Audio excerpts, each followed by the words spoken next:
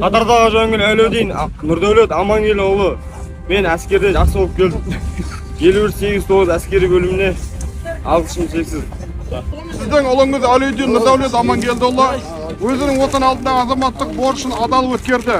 Осындай ұлды тәрбиелегеніңіз үшін алғысымызды білдіре отырып, отбасыға амандық, деніңізге саулық тілеймін. Қорғаныс түріндегі бөлім бастығы подполковник Есенғалиев.